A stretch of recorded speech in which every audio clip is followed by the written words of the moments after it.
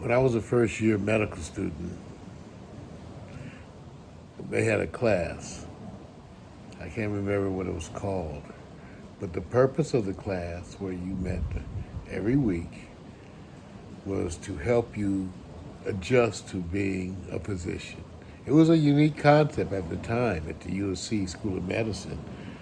So we had these certain professors were selected.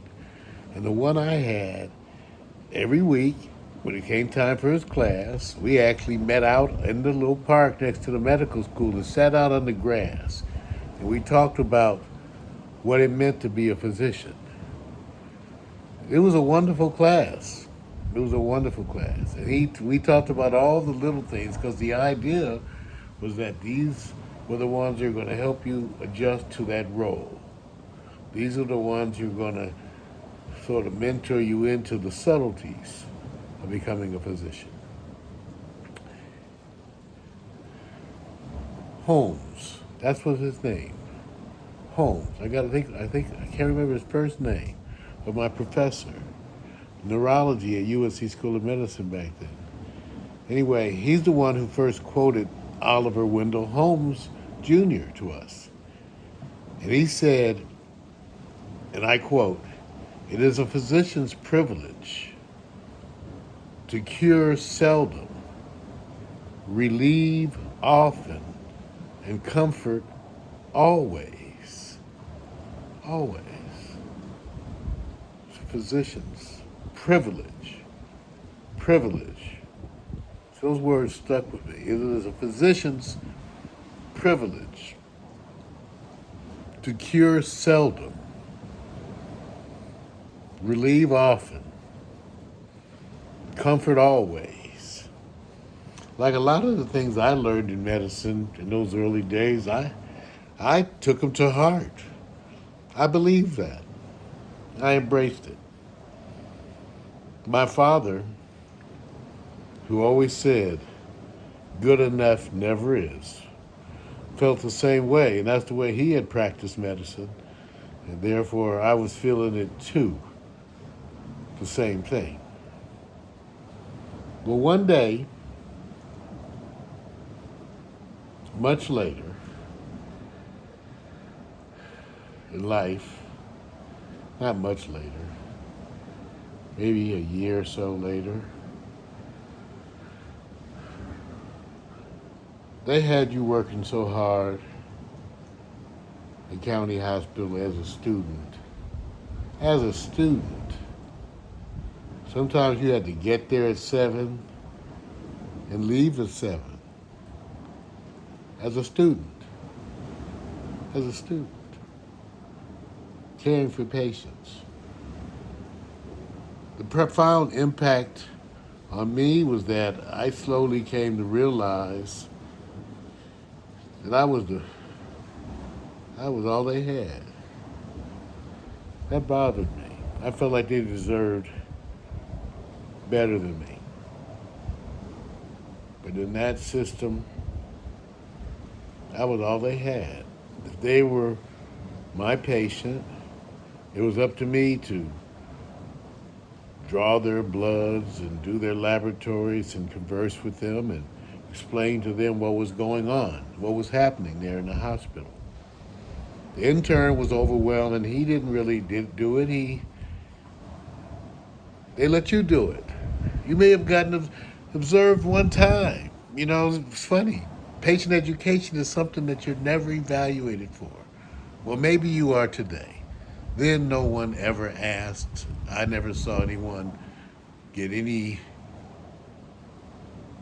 kind of instruction on educating patients, comforting them psychologically. I never saw that once.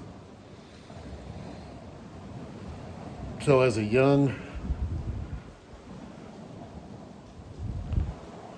physician, I was often affected. Once, when I had to draw blood on an elderly black woman, couldn't hit the vein. couldn't hit it. Stuck her 3 times. It was really, I was going to go talk to the intern and see if he would help me. And I apologized to her. I said, ma'am, I'm sorry. I'm going to go see if I can get the intern to help me. Maybe we can get this. And she grabbed my hand. See, this old black lady.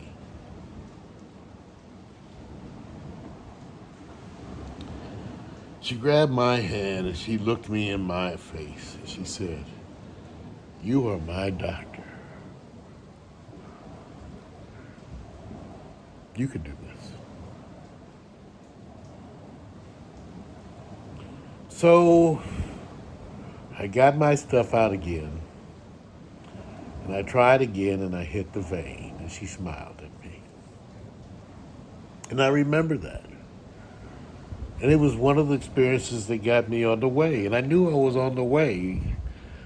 Later on in that same rotation, I could tell I had been affected. By the time the end of the day would come around at County Hospital, the families would start to come into the hospital for visiting hours. So everywhere in the hospital, you'd see groups gathered around beds. This is the time when the families were off work and they would come in the early evenings to care for their loved ones at County Hospital. So it was a wonderful spectacle that I would see sometimes when I was leaving. The families all there gathered around and they would bring food and they would be there to care for the patients. Sometimes they would wash and bathe them and do all kinds of stuff.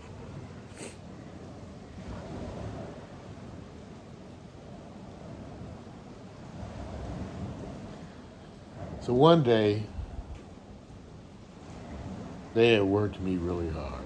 First of all, even as a student, you were on call every fourth night. I mean, every fourth, well, no, not then in that service, thank God. I'll tell you about that. But they worked you. It was very common as a student to work 7 a.m. If you had a bad time, it might be 7 when you left. As a student.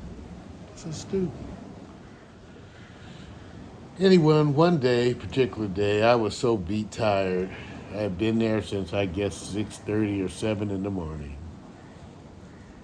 And I was leaving. And I think it was about 6 o'clock in the evening.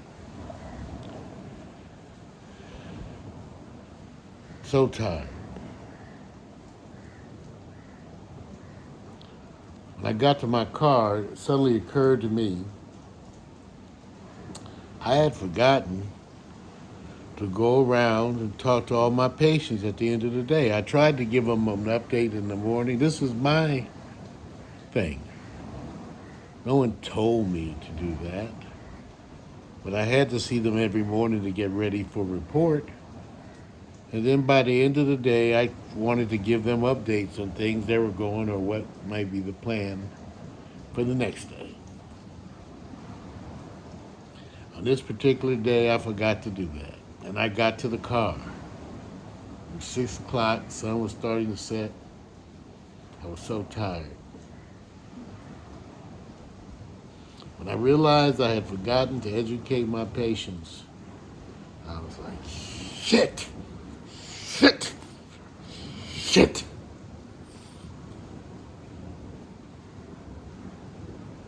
I was so tired.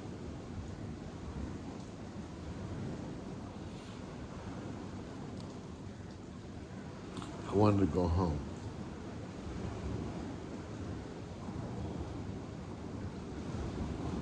I stood there on the side of the car and I wrestled with it. I wrestled with it. I wanted to go home. I wanted to go home. I was tired. I was really tired.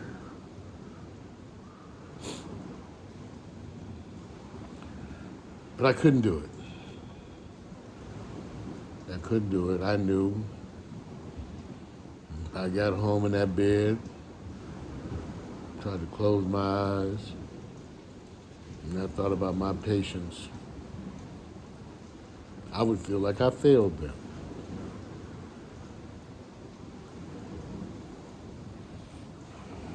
I stuck my stuff in the car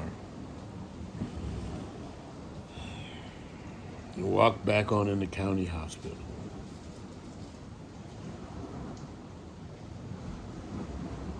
And I went around and educated every one of my patients. So then now when I left, once again it was like 7. But I felt wonderful. I felt beat, tired, but I felt wonderful inside.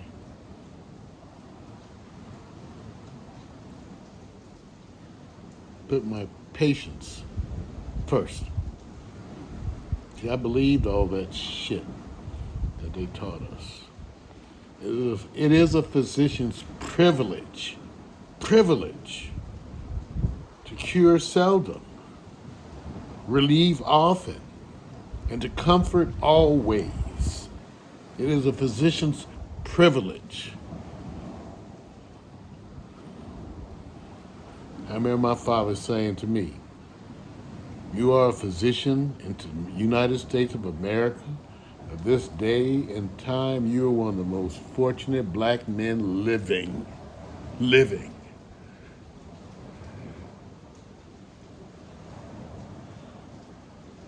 Now you understand what I've been trying to live up to all these 30-some years. Either you kind of cut like that or you ain't. That's why I look back now, 30 years later, I'm happy with the way I practice medicine.